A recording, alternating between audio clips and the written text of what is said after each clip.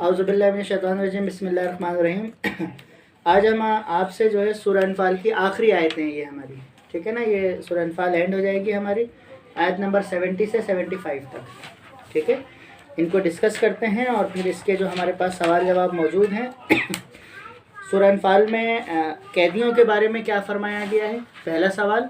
और दूसरा है अल्लाह ताला ने हिजरत और नुसरत के लिए क्या फरमाया है, हिजरत और नुसरत। तो आइए समझते हैं इसको, ठीक है भाई। अब ज़रा गौर से सुनिएगा। सूरह अनफाल में कैदियों के बारे में अल्लाह ताला का इरशाद है। तो इसमें कैदियों की इकसाम है। पहली इकसाम जो है अल्लाह और उसके रसूल के ऐलानिया दुश्मन, मतलब जिन्होंने अल-ऐलान कहा हुआ था कि जंग है हमारी, ठीक है ना। दूसरे मजबूरन काफिरों का साथ देने वाले। कुछ लोग ऐसे भी होते हैं जो मजबूरन साथ दे रहे थे क्योंकि ये थे पावर में। ये अगर मुसलमान होना भी चाहते थे और दिल से हो भी गए थे लेकिन फिर भी मजबूरन लड़ना पड़ता था, या अगर मुसलमान नहीं भी हुए थे तो फिर भी पावर के ज़ोर पर, ठीक है ना। तो ग़ज़वा बदर में कैद होने वाले कैदियों की किस्म वो थी जो अल्लाह और उसके रसूल के खुले दुश्मन थे और मक्के से इस जोश व खरोश और मकसद से आए थे कि मुसलमानों को नीस्त व नाबूद करके फ़तह का जश्न मनाएंगे। यानी जो खुले दुश्मन थे वो तो खुला लश्कर लेकर आए थे कि मुसलमानों को मार देंगे और फिर जश्न मनाएंगे, ठीक है ना, पार्टी शुरू करेंगे। अच्छा भाई, ग़ज़वा बदर में दूसरी किस्म के, अब सेकंड टाइप के वो कैदी थे जो ईमान लाए थे, मुसलमान हो गए थे और कुफार के साथ देने पर मजबूर थे क्योंकि वो पावर में थे तो मजबूरन वो साथ दे रहे थे। अब ये आइंदा मुसलमानों के मुकाबले में आने से गुरेज करें, यानी नेक्स्ट टाइम अब ये मुसलमानों से लड़ने ना आए। उस वक्त तो आ गए दबाव में, लेकिन अब दोबारा ये ना आए और अपने साबका यानी पिछले गुनाहों की माफ़ी मांगें, ठीक है। यानी जो पीछे गुनाह कर चुके हैं उसकी तो अल्लाह से तौबा करें और साथ ही अपने अंदर ईमान लाने की नियत और इस्लाम कबूल करने का जज्बा पैदा करें, यानी ईमान को मजबूत करें, ठीक है ना। करें तो रिहाई के एवज़ जो फ़िदिया इनसे लिया जाएगा, क्योंकि सबको पकड़ लिया था ना ये जब फतह हुई थी तो फ़िदिया लिया जाएगा। फ़िदिया कहता है पैसे को कहा जाता है और अल्लाह ताला कबूल इस्लाम के बाद इन्हें अता फरमाएगा इससे बेहतर। अल्लाह फिर जो है अगर ये लोग इस ट्रैक पे आ जाएंगे तो अल्लाह इससे बेहतर इन्हें अता फरमाएगा, मतलब ज़्यादा। और फिर इसके साथ साथ इनके पिछले गुनाहों की भी माफ़ी का वादा किया गया है कि जो ट्रैक पे आ जाएंगे, जो अल्लाह रसूल पर ईमान ले आएंगे, पिछले गुनाहों की तौबा करेंगे, फ़िदिया देंगे, तो उन कैदियों को जो कैद किए जा चुके हैं लड़ाई के बाद, तो अल्लाह उन्हें माफ़ कर देगा। सेकंड का आ जाती है अल्लाह ताला ने हिजरत और नुसरत के बारे में क्या बातें फरमाई हैं। इसके हमारे पास पहली हेडिंग जो है मुहाजिरीन अव्वलीन। इस आया मुबारक में सहाबा रज़ियल्लाहु ताला अन्हुमा का जिक्र है कि जिन्होंने मुशरिकीन मक्का के जुल्म से मजालिम से तंग आकर अल्लाह के हुक्म से मदीने की तरफ हिजरत की, वो मुहाजिरीन कहलाए।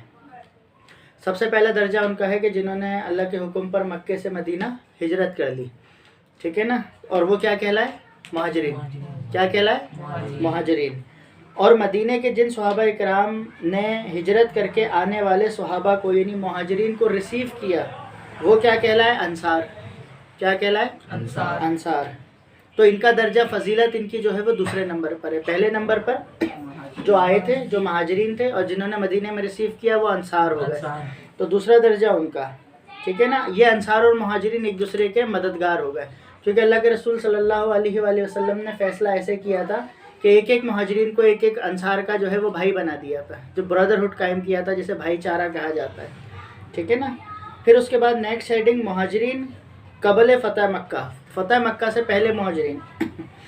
इस आया मुबारक के दूसरे हिस्से में उन सहाबा की तीसरी इकसाम का जिक्र किया गया है जो मुहाजिरीन और अंसार के अलावा हैं, यानी जो हिजरत करके भी नहीं आए थे और जिनके पास हिजरत नहीं की गई थी, यानी मक्के वाले मदीने वाले हिजरत वाले नहीं। अच्छा, जो मुहाजिर और अंसार के अलावा हैं जो मुसलमान होने के बाद अपने ही इलाकों और कबीलों में मुकीम रहे। मुकीम कहते हैं रहते रहे, यानी मुसलमान होने के बाद हिजरत नहीं करी, वहीं रहते रहे।